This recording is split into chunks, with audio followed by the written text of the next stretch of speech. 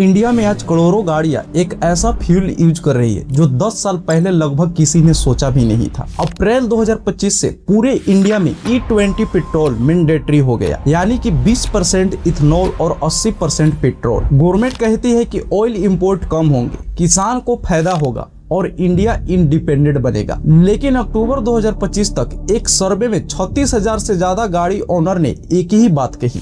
आप ये कह रहे हैं कि एथेनॉल इस्तेमाल करने से दिक्कत आ रही, एथेनॉल इस्तेमाल करने से दिक्कत पेट्रोल वाली शिकायतें आ रही है नहीं आ रही है? कह रहे हैं कि यार माइलेज नहीं है, मोटर जी स्पीड भी कम हो रही है। तो सवाल उठता है कि आखिर E20 का सच क्या है और इंडिया को E20 से सीधा E100 की तरफ जाने की इतनी जल्दी क्यों है।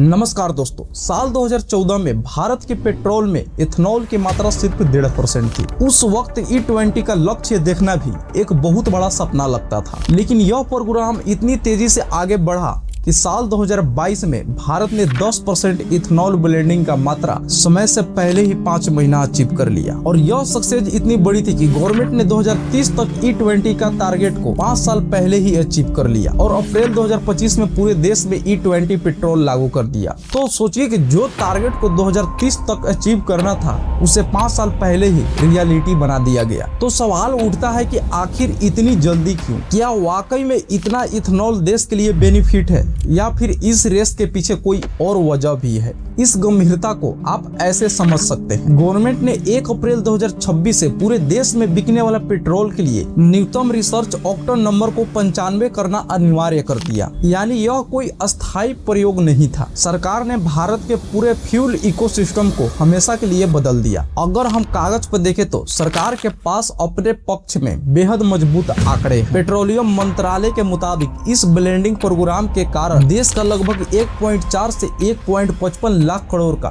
देसी मुद्रा का भंडार बचा है और सीधे तौर पर देश के किसानों को 1.2 से 1.36 लाख करोड़ का भुगतान हुआ है। यानी कि कागजों पर यह प्रोग्राम 3 बड़े लक्ष्यों को एक साथ हासिल कर रहा है: कम विदेशी आयात, किसानों की बम्पर कमाई और साफ पर्यावरण। फिर जमीन स्तर पर जनता के बीच इस नए पेट्रोल को लेकर इतना बड़ा गुस्सा और विवाद क्यों? लेकिन यहाँ एक सवाल पैदा होता है, अगर नंबर इतने भी इम्प्रेसिव है तो फिर E20 को लेकर इतनी कंट्रोवर्सी क्यों है? मैंने पेट्रोल पंप पर ये बाइक में फुल टैंकी